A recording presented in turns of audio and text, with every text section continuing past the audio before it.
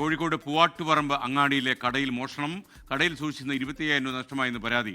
Dog സ്ക്വാഡും വിരലടയാള വിദഗ്ധരും പരിശോധന നടത്തുകയാണ് ഇപ്പോൾ. അപ്പോൾ നമുക്ക് ഇതിനെക്കുറിച്ചുള്ള പ്രതികരണം ആദ്യം കേൾക്കാം.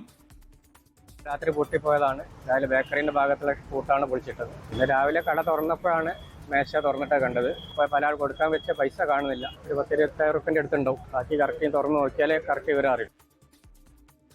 മോഷണത്തിന്റെ കൂടുതൽ വിവരങ്ങൾ കേട്ടറിവ് വെച്ച് ഷഹദ് റഹ്മാൻ പറയും. പറയൂ ഷഹദ്.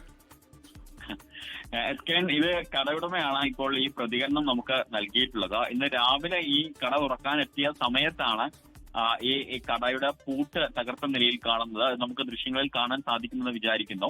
അപ്പം ഈ പൂട്ട് തകർത്തു.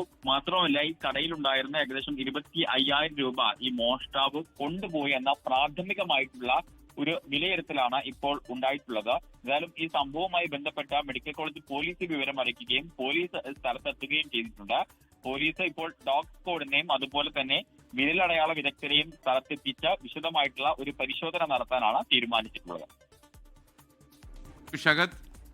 ലോകത്തെവിടെയായാലും ഏത് സമയത്തും 24 വാർത്തകളും ഓഗ്മെന്റഡ് റിയാലിറ്റി പാക്കേജുകളും എക്സ്പ്ലെയിനറുകളും വിശദമായി കാണാൻ ഞങ്ങളുടെ യൂട്യൂബ് ചാനൽ നിങ്ങൾക്ക് സബ്സ്ക്രൈബ് ചെയ്യാം.